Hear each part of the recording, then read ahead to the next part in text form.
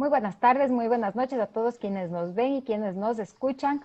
Hoy tendremos un programa muy entretenido y además muy interesante. Contamos con la presencia de María Azul Romero Cordero. Ella es abogada, experta en anticorrupción y vamos a tratar sobre este tema a propósito del Día de Lucha contra la Corrupción. Me acompaña hoy Patti Carrera. Bienvenidas y va a ser un gusto tratar este tema con ustedes. Muy buenas noches. María Dolores, gracias por la invitación. Es un gusto poder estar en este medio y principalmente poder hablar en un día tan importante de un tema que evidentemente no puede dejarse a un lado por ningún motivo. Patti, buenas noches. Buenas noches con todos. Un gusto estar contigo, María Azul. Y bueno, dinos ahora sí, ¿qué opinas tú de la ley anticorrupción que está en segundo debate en la Asamblea? ¿Cuál es tu parecer?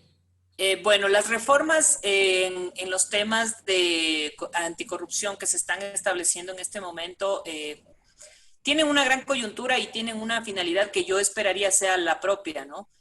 Nosotros estamos tratando de aportar con el valioso contingente. Sé que hay otras empresas que manejan compliance y están tratando de aportar y de hacer conocer un poco el tema del compliance, que es lo que se maneja en lucha contra la corrupción de cierta manera, que es el cumplimiento de la normativa para las empresas privadas. Existen cerca de 4 proyectos de ley presentados desde el año 2018 ante la Asamblea Nacional y ninguna ha tenido acogida. Sorprendente ahora quieren en los próximos 2 meses poder cerrar todas las normativas que competen a esta materia. Tengo entendido que es un poco por temas económicos que están tratando de pasar estas normas lo más pronto posible. Sé que esa es la urgencia. Sé que hay un pedido especial. ¿Qué tiene que ver la lucha contra la corrupción contra la parte económica? Porque eso es, si estamos hablando de que son leyes, debería ser en beneficio de todo el mundo, pero si ponemos en una balanza, una contrabalanza, ¿qué tiene que ver las leyes con la parte económica en este evento exclusivo de anticorrupción? A ver, yo tengo entendido, obviamente no me consta ni tengo ningún respaldo para decirlo, pero sé que hay un apuro inminente por aprobar esta normativa. Por eso traigo a colación, si es que desde el 2018 están en fila, no una, sino 4 proyectos de ley, ¿por qué en este momento es tan prioritario? Siempre van a haber intereses, se espera que los intereses también sean en pro y en beneficio de la sociedad. Dicen que el Fondo Monetario Internacional está exigiendo leyes anticorrupción que respalden un poco el patrimonio que se puede entregar a forma de préstamos al Ecuador y que es por ello que inminentemente antes, no sé si antes de salir el gobierno actual, lo que pretende es un poco asegurarse, qué sé yo, dejar en claro algunos salditos, qué sé yo, eso ya es un tema de que está muy endeudado el Estado, necesita el dinero y necesitan el apoyo de las entidades financieras que puedan aportar en ello. Y para ello, evidentemente, como todos sabemos, estas entidades necesitan el respaldo de ciertas circunstancias. Y una de esas, sin duda alguna, es el tema de manejar los actos de corrupción de manera idónea. Entonces, ahora, si estamos haciendo todo esto tan al apuro, ¿cómo nos aseguramos que efectivamente lo que se está proponiendo es algo importante, que sea a largo plazo, que no nos sirva solamente para este evento en el que se requiere el dinero?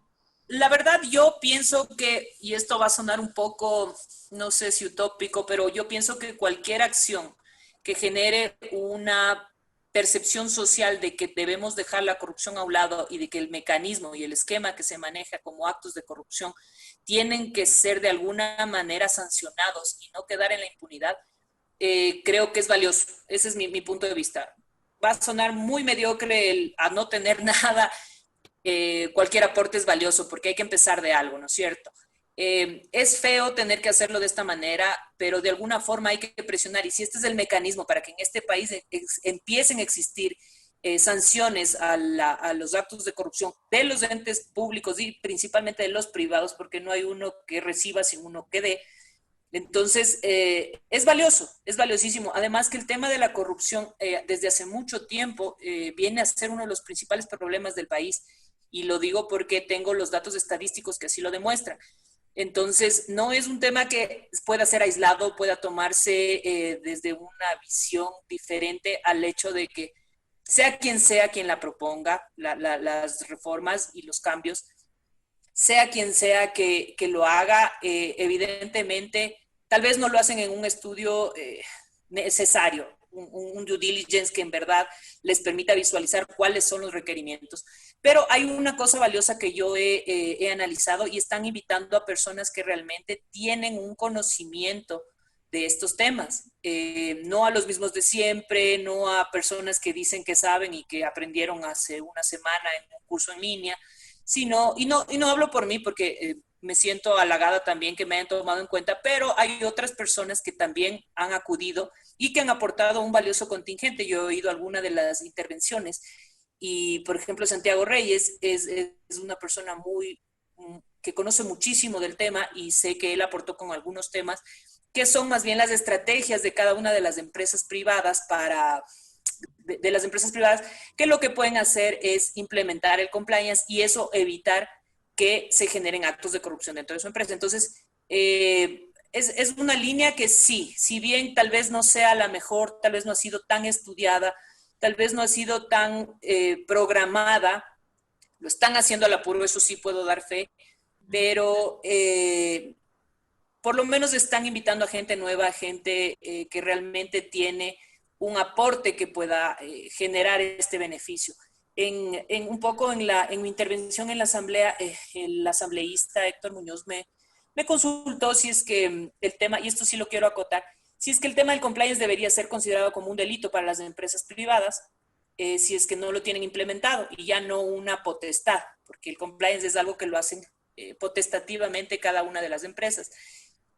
Yo lo que contesté es no es un delito per se porque no se configura un poco el origen de un delito que es más un poco doctrinario y no les quisiera aburrir con eso, pero es una fórmula perfecta la implementación de un compliance en una empresa privada porque no elimina, porque no hay nada que pueda eliminar actos de corrupción o actos propios de cada una de las personas naturales o jurídicas, pero sí puede minimizar el riesgo y el contingente de que esto suceda. Entonces me decían, también me consultaban si es que puede ser un atenuante el poner que una empresa tenga implementado el compliance en su estrategia y en su organización. Y la verdad es que más que un atenuante, es algo que realmente les libera de la responsabilidad y es uno de los beneficios del compliance, ¿no? Entonces, sí, nunca está de más el tema de que el cumplimiento de la normativa permite que las empresas queden exoneradas de cualquier contingente legal. Entonces, les pongo un ejemplo. Si en mi empresa yo pago comisiones a mis empleados y para obtener un contrato grande, uno de mis empleados decide pasar coimas a la entidad que recibe, que autoriza y que otorga el contrato, es responsabilidad de esa persona, ¿no es cierto? Pero si él dice, yo tengo un correo donde mi jefe, el gerente de la empresa, me dice, haz lo que tengas que hacer, pero consigue ese contrato, está sobreentendido que está apoyando un tema de soborno. Entonces, lo importante es ahí establecer un mecanismo en base a unas estrategias de compliance, donde yo le hago conocer a mi empleado que pase lo que pase, él no está autorizado a presentar coimas. Así le diga el gerente, así le diga el presidente, así le diga el jefe superior, cualquiera. Entonces, lo importante es, claro, entonces la empresa después de un tiempo lo que va a decir es, sí, el señor es una persona responsable per se. Todos somos responsables de nuestros actos, peor aún en actos penales. Entonces, es importante que yo pueda deslindarme de esa responsabilidad. Entonces, ahí ya no recae la responsabilidad sobre la empresa, sino sobre la persona. Y la persona será quien tenga que asumir ese acto indeseable para mí, que es lo que nos tiene atrapados en esta situación en la que solamente la corrupción se maneja en este país. Y es verdad, es algo que no me estoy inventando, es una realidad. Ahora se han destapado ya ha sido descarado el tema en la pandemia porque nunca manejaron una pandemia con contratación pública. Entonces no sabían, pensaron que iba a ser tan fácil como siempre, pero evidentemente no pudo ser tan fácil porque era una realidad que no se puede cambiar. Hay una crisis sanitaria. ¿Cómo podemos sobrepreciar cosas que todos sabemos que no tienen esos valores, verdad? Dentro de las últimas encuestas, lo que más le preocupa a la población es la lucha anticorrupción. Así es. ¿Cuál crees tú que es la percepción que tiene el ciudadano sobre si esta lucha anticorrupción ha sido efectiva o no? A ver, estadísticamente, y le digo por un análisis que hicimos de la empresa Click Research, ha habido un ligero incremento en el manejo de la lucha contra la corrupción por parte del señor presidente actual, de Lenín Moreno. Hay un crecimiento en el año 2018 donde la percepción de la gente es que sí, que él ha iniciado acciones para luchar contra la corrupción, pero eso ha ido creciendo en los últimos 2 años. Al momento no recuerdo exactamente el dato, pero sé que ya la percepción de que existe una lucha contra la corrupción es bastante baja y de que es una necesidad imperiosa que el nuevo presidente tome acciones a fin de combatir la corrupción, los actos de narcotráfico y ese tipo de delitos que son un poco más oscuros, ¿no? ¿Tú crees que los candidatos están utilizando esto de la corrupción y su plan de lucha como algo mediático para conseguir el show, para hacer el show mediático, para conseguir los votos? ¿O tienen verdaderamente un plan, un proyecto? Te voy a ser bien sincera. Yo manejo compliance desde el año 2005 más o menos. Es decir, tengo una ligera experiencia de más de 15 años. Y la verdad es que el compliance, en mi caso, no se manejaba para nada, sino a partir del año 2018. En el 2017 empezaron a saltar ciertos temas, el señor presidente Lenín Moreno empezó a develar ciertas circunstancias, de ahí vinieron todos estos temas que todos conocemos, juicios, procesos. Antes de esto empezó un poco con Odebrecht a ponerse de moda. Se conoció qué era el compliance y qué son los temas de corrupción a partir del FIFA Gate. Pero igual ahí quedó, igual que en el FIFA Gate, igual Odebrecht, no hay sanciones, no hay, es más, entiendo que hay un proceso judicial en el que les tienen que devolver ciertos dineros a Odebrecht porque no se les terminó de pagar los contratos que se escribieron. Entonces, yo he percibido, yo empecé a hacer compliance per se en enero del 2018 dentro de mi empresa, cuando fundé mi estudio jurídico, porque realmente es algo que me gusta, me apasiona y creo que es algo que se puede conseguir. Lamentablemente entendí que más o menos yo empecé en enero y más o menos en el mes de julio empezó un boom pero absurdo con el tema de implementemos la ISO 37000 antisoborno, implementemos esto, hagamos este otro. CERCOP tiene la 37001, la ISO 37001 la tiene certificada, la hicieron en un momento récord, o sea, voy a ser sincera, yo para una empresa de 15 personas haciéndoles un due diligence decente, un due diligence, lo que se tiene que hacer, implementando 2 o 3 procesos y con probablemente ¿qué será? Unas 2 o 3 políticas de conducta, no me demoro menos de 3 meses.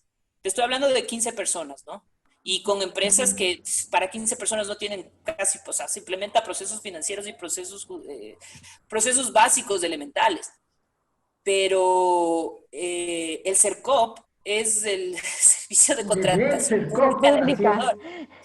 Entiendo que más o menos en julio fue el boom en el que los GATS, qué sé yo, me acuerdo que habían hasta la DINARDAP, una serie de entidades públicas decidieron a someterse en este tema de la ISO 37001, que es un poco el compliance para las empresas públicas, es decir, el compliance es para la privada, y la ISO 37001 un poco que le garantiza al Estado el mantener procesos de de lucha contra la corrupción por medio de el antisoborno, la detección temprana de los sobornos. Entonces, es sorprendente cómo el CERCOP, y esto también es un juicio de valor mío, en menos de 3 meses, no solamente implementaron, porque lo que yo te digo, yo te implemento y después buscaremos una certificadora que te dé, que verifique que está implementado correctamente, y la certificadora te da la certificación, valga la redundancia, de la ISO 37001. El CERCOP en menos de 3 meses consiguió completamente certificarse en la ISO 37001. Me imagino que habrán hecho un trabajo mancomunado con muchísima gente haciendo toda la investigación y todo el manejo. Aquí hay una cosa, ¿no? ¿Será que se está haciendo esto por moda o por Está de real moda. conciencia? O sea, El por real compliance conciencia está de de que, moda. sí, porque una cosa es hacer porque todo el mundo lo quiere tener, porque todo el mundo quiere tener este papelito a la entrada que diga certificado por la 37001 y sí, nosotros cumplimos con todos los parámetros. Y otra muy diferente es esta cuestión de conciencia personal, conciencia grupal, conciencia de la empresa o del servicio institucional frente a lo que implica certificarse contra actos de corrupción. Entonces, A ver, está de moda y te digo, empezó esta moda en el Ecuador en el año 2018, es lo que yo percibí, porque cuando yo hablaba en enero, me decían el con qué. Y entonces yo me sentaba y les decía, es el cumplimiento de la normativa, es la tendencia mundial de hacer lo correcto, y trataba de explicar de mi vasta experiencia lo que más o menos podía hacer un referente. Se puso de moda cuando en julio del 2018, recuerdo que la ex ministra María Paula Romo empezó a hacer convenios con los GATS para que ellos empiecen a implementar. Entonces se puso de moda y adicionalmente les voy a contar una infidencia, pero creo que vale la oportunidad. Alguna vez una persona se me acercó y me dijo, ¿tú estás haciendo esto? Le dije, sí. Me dijo, ¿quieres trabajar conmigo? Vamos, yo tengo contactos, porque claro, esto es algo también de lo que uno trabaja, ¿no? Le digo, encantada, ¿cómo hacemos? Me dice, sí, yo tengo contacto aquí, acá. Yo, perfecto, dime tú, ¿cómo hacemos? Todo bien. Me dice, sí, pero verás, tengo acceso en el municipio de Manabí. No me dijo no me dijo exactamente el municipio, pero me dijo un municipio de la provincia de Manabí.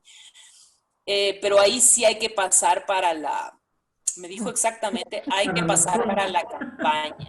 O no, para el partido, me dijo. Para el partido. ya. Entonces,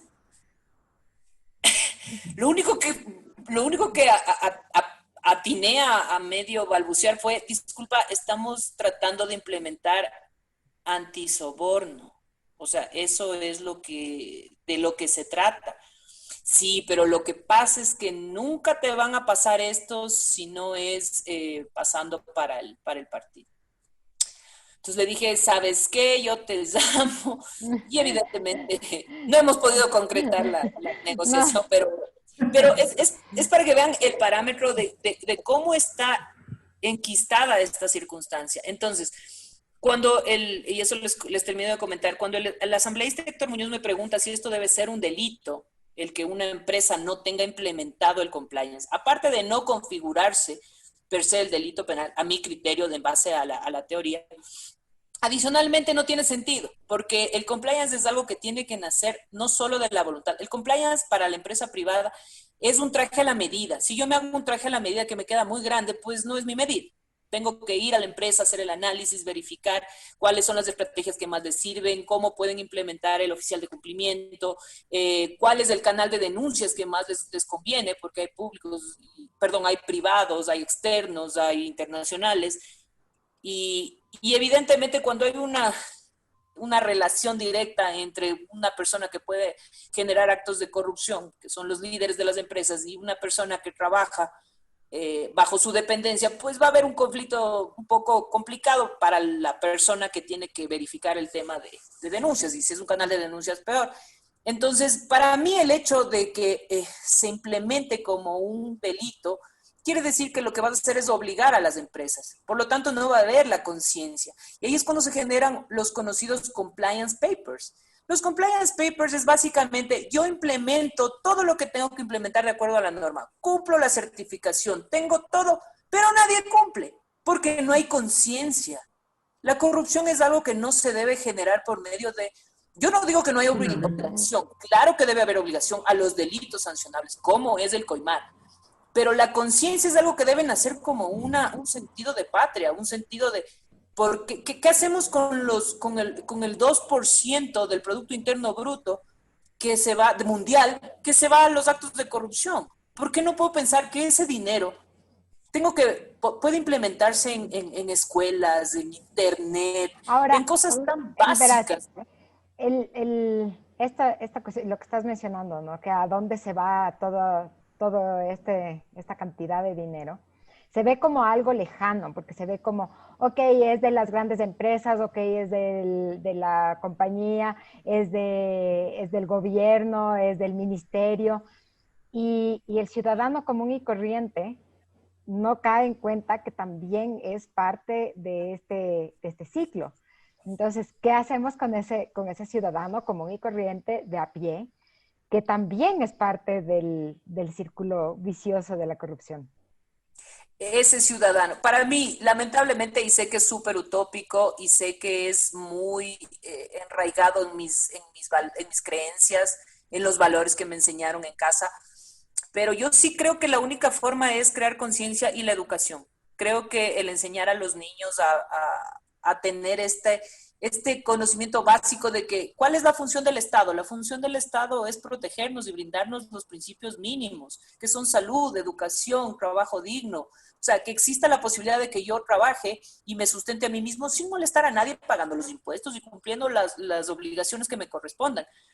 Pero si no les creamos conciencia, si un niño ve que su papá le mete en un colegio súper caro, ganando $600 al mes, pues algún día el niño va a notar que algo raro pasa, porque lo uno es consecuencia de lo otro. O si el niño ve que el papá hace llamadas y está todo el tiempo en trafacías, los niños no son tontos, los niños son chiquitos, pero eso no les quita el hecho de que puedan razonar y con el tiempo verificar que si está bien para su papá, que es parte de la persona que admira, de las personas que admira, porque obviamente todos admiramos a nuestros padres, va a decir, está bien, si él lo hace, ¿por qué yo no? O sea, si para él estuvo bien, ¿por qué para mí no? Y ahí es cuando se va creando este círculo vicioso, como dice María Dolores, en el que todos caemos. De cierta manera, todos estamos metidos y todos pensamos que es así, todos asumimos que es la realidad y que no hay nada más que hacer. Yo he oído comentarios como, ok, ¿en qué te hace daño si tengo un contrato en el que yo doy precios más bajos y le tengo que dar un porcentaje, ni siquiera un porcentaje, le doy una comisión a una persona que trabaja en el Estado para que me asigne el contrato? Yo le estoy beneficiando al Estado porque le estoy dando un precio que otros no les están dando y al fin del día lo que estoy haciendo es que el Señor me ayude a cogerme a mí como la persona. Eso no debería pasar, deberían escogerte a ti porque estás dando el mejor precio. Es así de simple. Y el mejor servicio y las mejores garantías. Si yo tengo que pasarle $10,000, $5,000, $1,000 a quien sea, estoy haciendo algo que no está bien. No sé si mi oferta no es suficiente, pero no es verdad. Y todos sabemos que es un mecanismo. Entonces no importa qué tan buena oferta uno presente, uno sabe que no va a ganar. Y esto es una realidad. Si uno no pasa la comisión, uno sabe que no va a ganar. Y eso es una, pero completa realidad. Y yo no entiendo por qué nadie dice nada. La gente sigue pasando los porcentajes o las coimas o el valor correspondiente. Ahora, puede que sí ganen. No he oído ni una sola persona que en los últimos 5 años haya ganado un proceso. Puede estar muy equivocado, no estoy metida en el tema de la contratación pública a diario, pero más bien no he oído a nadie que no haya tenido que pasar. Eso sí es algo que a mí me consta en muchos casos. Bueno, ¿qué hacemos con el ciudadano de a pie? Con la persona, porque habíamos hablado de que estos montones de dinero de corrupción, el 2%, y hablamos de unas cantidades enormes, pero eso va a las empresas, eso va al gobierno, eso va a los ministerios, eso va a la prefectura, qué sé yo. ¿Qué pasa con el ciudadano de a pie? ¿Cómo enfrentamos esto? A ver, es difícil. Como ya les he comentado, la corrupción está enquistada es un mecanismo común. La gente asume que las cosas son así. Y eso es lo que yo, de cierta manera, ante la Asamblea, frente a una consulta del asambleísta Héctor Muñoz, me comentaba si es que yo pensaba que el que se implemente el compliance o cumplimiento de la normativa dentro de las empresas debe ser obligatorio. Para ello tendría que sancionárselo como un delito en el caso de que no se implemente. Entonces, para mí es muy difícil analizar, primero, aceptar que el incumplimiento de un compliance pueda configurarse como un delito por un poco de teoría previa, pero aparte de eso, considero que es muy difícil implementarlo como obligación, porque la lucha contra la corrupción es algo que debe nacer como un sentimiento, no puede ser catalogado como una obligatoriedad. Puede ser una obligatoriedad no pagar coimas, esto sí, un delito, el generar este tipo de actos, pero el sentimiento que debe nacer per se en el establecimiento de una implementación de cumplimiento de la normativa tiene que ser valioso, tiene que ser valorado. Por lo tanto, implementarlo autónomamente con abuso no tiene sentido. Tiene que haber un proceso donde el compliance es algo que tiene que ser como un traje a la medida. Entonces, una empresa tiene que implementar las estrategias que más valor agregado le den a su empresa y que de la misma forma puedan identificar y minimizar y, si es posible, no solo reducir, sino eliminar la posibilidad de generar actos de corrupción. ¿Y qué Por lo hacemos tanto, qué hacemos casa adentro? ¿Qué hacemos con, con la gente común y corriente, la que va por la calle, la que toma el bus, que sabemos que también de alguna manera comete actos de corrupción? Sí. a mi criterio es la educación. Tenemos que empezar de algún lado, tenemos que romper el círculo en algún momento. Ahorita ya estamos, generar conciencia es difícil, no es imposible. A mí me dicen que soy muy utópica, pero yo sí creo que existe esa posibilidad. Entonces, el generar educación desde pequeños, el generar valores, volver a los valores básicos, volver a los valores mínimos de sociedad, de conocimiento. El hecho de saber que el Estado tiene la obligación de generarnos a nosotros educación, salud, la posibilidad de tener un trabajo digno, es algo que nosotros tenemos que estar en conciencia, porque hay muchas veces que yo he oído comentarios como, ay, a mí con que me dejen trabajar no me importa lo que pase.